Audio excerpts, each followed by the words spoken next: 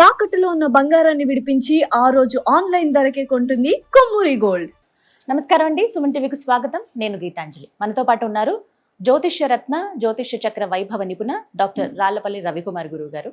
మే నెలలో ద్వాదశ రాశుల జాతక ఫలితాలు ఏ విధంగా ఉన్నాయో గురువుగారి మాటలో విని తెలుసుకుందాం. ప్రతి నెల వారు ఇచ్చేటువంటి ఫలితాలు విని చాలా మంది ముందు జాగ్రత్త పడుతున్నారు. ఖచ్చితంగా జాతకాల గురించి చెప్తే భయపెట్టడం అని అనుకుంటారు, కానీ ఇది ఒక హెచ్చరిక. జాగ్రత్త పడడానికి కొన్ని సూచనలు అనేవి చాలా బాగా ఉపయోగపడతాయండి. కొన్నేళ్లుగా వారు చెప్తున్న విధానం బట్టి ఎంతో మంది వాళ్ళ జీవితాల్లో మార్పులు చేసుకున్న వాళ్ళు కూడా ఉన్నారు. మరి ఈ మే నెలలో రాశి ఫలితాలు ఏ విధంగా ఉండబోతున్నాయో గురుగారి మాటలో విని తెలుసుకుందాం. గురుగారు నమస్కారం అండి. గురుగారు, రాశి ఫలితాలు ఎప్పుడు చెప్తూ ఉంటారు. సాధారణంగా మే అంటే ఇప్పుడే ఉంటాయండి, మనకి ఉగాది అప్పుడే కదా అని అనుకుంటాం. ఆ తర్వాత కొత్తగా ఏంటంటే మళ్ళీ 1వ తారీఖు జనవరి 1న కూడా చెప్పించుకుంటున్నారు, చాలా మంది వింటూ ఉన్నారు. కానీ ప్రతి నెల స్థితిగతులు మారుతూనే ఉంటాయి కాబట్టి మరి ఈ మే నెలలో రాశి ఫలితాలు ఎలా ఉండబోతున్నాయి, ముఖ్యంగా నవగ్రహాల ఫలితాలు అంటే ముఖ్యంగా వాళ్ళ స్థితిగతులు ఏ విధంగా ఉన్నాయో తెలియజేస్తారా? శరదిందు సమాకారే పరబ్రహ్మ స్వరూపిణి వాసరాపీఠ నిలయే సరస్వతి నమస్తే. సుమన్ టీవీ ప్రేక్షకులకు నమస్కారం. ముందుగా ద్వాదశ రాశుల్లో నవగ్రహాల స్థితి మే నెల ఎక్కడ ఉన్నాయో తెలుసుకుందాం. మనకి 14 మే దాకా మనకి సూర్యుడు వచ్చేసి మేషంలో ఉంటారు. సో అందుకే గుర్తుపెట్టుకోండి, మెయిన్గా పాయింట్ కూడా ఏంటంటే ఏప్రిల్ 15 టు మే 15 ఎప్పుడైనా సరే రవి ఉచ్చస్థానంలో ఉంటాడు. అందుకే సూర్యుడు భగభగ మండిపోతుంటాడు అన్నమాట. అదే అక్టోబర్ 15 టు నవంబర్ 15 ఆపోజిట్ తులారాశిలో ఉంటాడు, అది నీచస్థానం అనమాట. అందుకే చలి విపరీతంగా ఉంటుంది. సో ఈ 15 మే నుంచి ఏమో మళ్ళీ మనకి వృషభ రాశిలోకి సూర్యుడు ప్రవేశిస్తాడు, నెల్లాళ్ళు అక్కడ ఉంటాడు. నెక్స్ట్ వచ్చేసి కుజుడు వచ్చేసి మనకి 11 మే నుంచి మేషరాశిలో స్వస్థానంలో ఉంటాడు. నెక్స్ట్ వచ్చేసి రాహు మనకి కుంభరాశిలో ఉంటారు. అలాగే మనకి గురువు వచ్చేసి మిథున రాశిలో ఉంటారు. శని వచ్చేసి మనకి మీన రాశిలో ఉన్నారు. కేతు వచ్చేసి మనకి సింహరాశిలో ఉన్నారు. శుక్రుడు వచ్చేసి మనకి 14 మే నుంచి మిథున రాశిలోకి ప్రవేశిస్తున్నాడు. సో బుధుడు కూడా అంతే, 14 మే నుంచి మిథున రాశిలోకి స్వస్థానంలోకి ప్రవేశిస్తున్నమాట. సో ఇవ్వండి నవగ్రహాలు ద్వాదశ రాశుల్లో మే నెలలో ఈ స్థితి, ఈ గ్రహాలన్నీ కూడా ఈ ప్లేసెస్లో ఉంటాయని చెప్పుకోవచ్చు. గురుగారు, తులారాశి వారికి మే మాసంలో జాతక ఫలితాలు ఏ విధంగా ఉంటాయంటారు? తప్పకుండా అమ్మ. తులారాశి అనగా మనకి చిత్త 3-4 పాదాలు, స్వాతి 1, 2, 3, 4 పాదాలు, విశాఖ 1, 2, 3 పాదాలు, ఈ నక్షత్రాల సమంత మనకి తులారాశిలోకి వస్తుంది. ఈ రాశి వారు కూడా మెయిన్గా దాని సింబలే త్రాసు. సో చాలా బ్యాలెన్స్డ్గా ఉండడం, స్ట్రైట్ ఫార్వర్డ్గా ఉండడం, నీతి నిజాయితీగా ఉండడం, శత్రువులు ఎక్కువగా ఉంటారు, మిత్రులు తక్కువగా ఉంటారు అని చెప్పుకోవచ్చు. వీరికి ఇష్టమైన దేవుడు కూడా ఆంజనేయ స్వామి, శివుడు అండి. సో ఇద్దరు దేవుళ్ళు బాగా ఇష్టం, ప్లస్ ఆ దేవుళ్ళని ఎక్కువగా పూజిస్తే వీళ్ళకి మంచి చేకూరుతుంది. అలాగే వీరికి ప్రస్తుతం శని 6వ స్థానంలో 100% ఉన్నాడు. భాగ్యస్థానంలో మనకి మెయిన్గా గురువు చాలా బాగున్నాడు. అలాగే రాహుకేతుల పొజిషన్ కూడా చాలా బాగుంది. సో వీరు పట్టిందల్లా బంగారం చెప్పుకోవచ్చు. మెయిన్గా వీరి ఇంట్లో పెద్దవాళ్ళ ఆరోగ్యం, చిన్నపిల్లల ఆరోగ్యం బాగుంటుంది. గృహిణులకి మానసిక ఒత్తిడి తగ్గుతుంది. వీళ్ళు గోల్డ్ కొంటారు, అలాగే వెహికల్ కొనేందుకు కూడా అవకాశం ఉంది.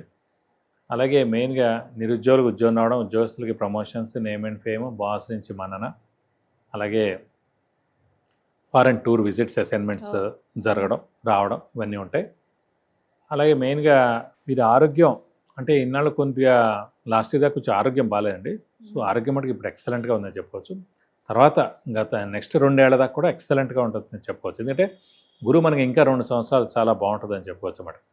శ్రమ, కాలం, ధనం వ్యర్థం కాకుండా ఉండడం, అవసరానికి డబ్బులు సమకూరడం, రావాల్సిన బాకీలు వసూలు అవడం, ష్యూరిటీస్ పెట్టవచ్చును, స్పెక్యులేషన్స్ కలిసి వస్తాయి, మధ్యవర్తిత్వం వహించవచ్చును, ఇవన్నీ కూడా బాగుంటాయని చెప్పుకోవచ్చు. అలాగే వ్యాపారస్తులకి పట్టిందల్లా బంగారం చెప్పుకోవచ్చు. కొత్త వ్యాపారం స్టార్ట్ చేయొచ్చు, ఎక్స్పెన్షన్ జోలికి కూడా వెళ్ళచ్చు. అలాగే విద్యార్థులకు ఇంకా సువర్ణ అవకాశం, చాలా మంచి మార్క్స్ వస్తాయి, మంచి గ్రేడ్స్ వస్తాయి, అలాగే మంచి అడ్మిషన్ కూడా వస్తుంది మంచి యూనివర్సిటీలో.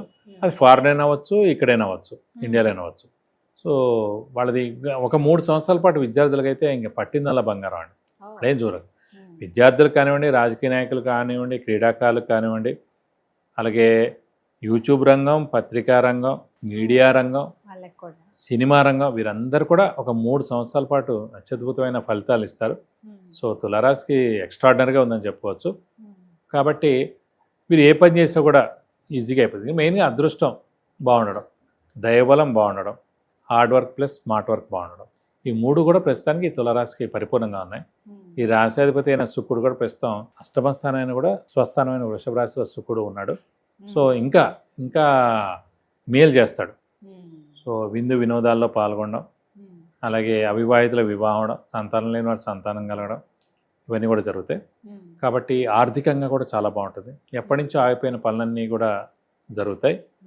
ఒక వార్త మీకు మంచి ఊరటని ఇస్తుంది. సో ప్రముఖులను కలుస్తారు, అలాగే విందు వినోదాల్లో పాల్గొంటారు. కాబట్టి ఇలా అత్యద్భుతంగా ఉందని చెప్పుకోవచ్చు తులారాశి వారికి ఈ మాసం అంతా. అంటే గృహయోగం ఏమైనా ఉంటుందండి? చాలా మంది ఎదురు చూసేది అది. మామూలుగా గృహయోగం అంటే ఏంటంటే మన రాశి నుంచి లేదా మన లగ్నం నుంచి చతుర్థ స్థానం కానీ భాగ్యస్థానంలో కానీ గురువు ప్రవేశించినప్పుడు సంవత్సరం కాలం పాటు అక్కడ ఉంటాడు కాబట్టి ఖచ్చితంగా గృహయోగం ఉంటుంది. ప్రస్తుతం తులారాశి వారికి కానీ తులాలగ్నం వారు ఎవరైతే ఉన్నారో వారికి భాగ్యస్థానంలో గురువు ఉన్నందుకు ఖచ్చితంగా మనకి ఎవరికైతే ఇల్లు లేదో తప్పకుండా వాళ్ళు గృహయోగం వచ్చేందుకు అవకాశాలు 100% ఉన్నాయి. గురుగారు, మరి తులారాశి వారికి సంతాన యోగం ఉందా? మెయిన్గా సంతాన కారకుడే గురువు అయ్యాడు. అలాంటి గురువు మనకి భాగ్యస్థానంలో పరిపూర్ణంగా చాలా బాగున్నాడు కాబట్టి సంతానం లేని వారికి సంతానం కలిగేందుకు అవకాశాలు 100% ఉన్నాయండి. ఏదైనా సరే మన ప్రయత్నం ప్లస్ మనం మనస్ఫూర్తిగా ఇష్టం ఉండడం. ఇప్పుడు ఏంటంటే మెయిన్గా ఏంటంటే వివాహం అంటే మీకు ఇండివిజువల్గా మీకు ఓకే అయితే చాలు, మీకు ఇష్టమైతే చాలు, మీరు రెడీగా ఉంటే చాలు. సంతానం అలా కాదు, భార్యాభర్తలు ఇద్దరిది జాతకరీత్యా ఉంటుంది అన్నమాట. సో ఇద్దరు జాతకరీత్యా గురుబలం ఉండాలి. కనీసం ఒక్కరి జాతకరీత్యా గురుబలం పరిపూర్ణంగా ఉంటే ఆ ఏడాది సంతానం కలుగుతుంది. సో వాళ్ళిద్దరు కూడా అనిపించాలి ఈ ఏడాది మనకి సంతానం కలిగితే బాగుండు, సంతానం ఉంటే కనుక బాగుంటుందని. సో మ్యాక్సిమం జాతకాలు ఎవరు తీసుకున్నారండి, అందరూ అనుకుంటారు సంతానం పర్లేదు, ఇప్పుడు వాళ్ళు వద్దనుకుంటున్నారు, తర్వాత చూద్దామని. 98% అందరు కూడా వివాహానంతరం సంతానం కలిగిన తర్వాత లేకపోతే ఒక మంచి ఇంట్లో గృహప్రవేశం అయిన తర్వాతే వాళ్ళ లైఫ్ సక్సెస్ అవుతుంది ఎవరికైనా సరే. రేర్ వాళ్ళు ఎవరంటే ఇప్పుడు స్పోర్ట్స్ వాళ్ళు అనుకోండి, వాళ్ళు రేర్ పీపుల్. అంటే వాళ్ళకి అన్ని అండర్ 18, అండర్ 21, 25 లోపల అన్నీ సెటిల్ అయిపోతారు వాళ్ళు. సో వాళ్ళని తీసేయండి, ప్రొఫెషనల్స్ని తీసేయండి. ఇప్పుడు ఐఏఎస్ ఆఫీసర్స్, ఐపీఎస్ వాళ్ళందరూ ఆల్రెడీ 23 గల ఐఏఎస్ ఐపీఎస్ అందరూ అయిపోతారు. వాళ్ళకి పెళ్ళి అయిన తర్వాత పిల్లలు పుడితే సక్సెస్ ఏమి ఉండదు, జస్ట్ యాడ్ అవుతుంది అంతే, ఒక 10% యాడ్ అవుతుంది. అండ్ మిగతా వాళ్ళందరూ వాళ్ళందరూ కలిపి 1% ఉంటారు. సో మిగతా 98% వాళ్ళు కూడా వివాహానంతరమే సంతానం కలిగిన తర్వాత లాస్ట్గా ఏంటంటే వాళ్ళు ఏదైనా మంచి ఇంట్లోకి వెళ్ళిన తర్వాత, ఇల్లు కొనుక్కున్న తర్వాత, గృహప్రవేశం అయిన తర్వాత వాళ్ళకి కలిసి రావడం అనేది. సో ఖచ్చితంగా చాలామంది సంతానం వద్దని అనుకుంటున్నారు, కానీ సంతానం కలిగిన తర్వాత మీకు సక్సెస్ ఎక్కువగా ఉంటుంది. కాబట్టి ఇప్పుడు సంతానం కలిగేందుకు అవకాశాలు ఎక్కువగా ఉన్నాయి తులారాశి వారికి. సో మీరు అనుకోండి అంతే, అనుకుంటే చాలా మంచి జరుగుతుంది. ఈ రాశి వారికి ఎక్సలెంట్గా ఉందండి. పరిహారం ఏమైనా చేసుకోమంటారా? పరిహారం ప్రస్తుతం అంటే పంచమ స్థానంలో రాహు ఉన్నాడు. సో రాహుకు సంబంధించిన పరిహారం చేసుకుంటే చాలు. రాహు అంటే మనకి అమ్మవారిని ఎక్కువగా ఆరాధిస్తే చాలా మంచిది అనుకున్నాం ఇందాక. సో ప్రతిరోజు అమ్మవారి అష్టోత్తరం చదువుకోవడం, ఏ అమ్మవారైనా పర్లేదు. అలా వీలైతే ప్రతి శుక్రవారం అమ్మవారి టెంపుల్కి వెళ్ళి 40 ప్రదక్షిణాలు చేసి వీలైతే అమ్మవారికి అభిషేకం కానీ అర్చన కానీ చేయించుకుంటే మీకు అన్ని విధాలా మంచి చేకూరుతుంది. చక్కగా తెలియజేశారండి, ధన్యవాదాలు. నమస్కారం.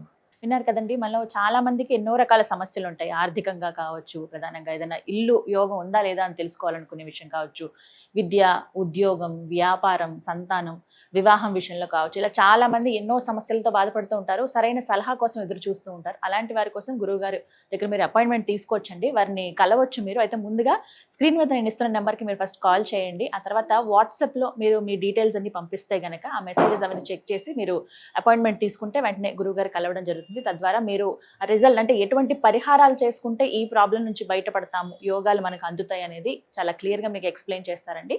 మరిన్ని వివరాల కోసం స్క్రీన్ మీద కనపడుతున్న నెంబర్కు కాల్ చేయండి. నమస్కారం.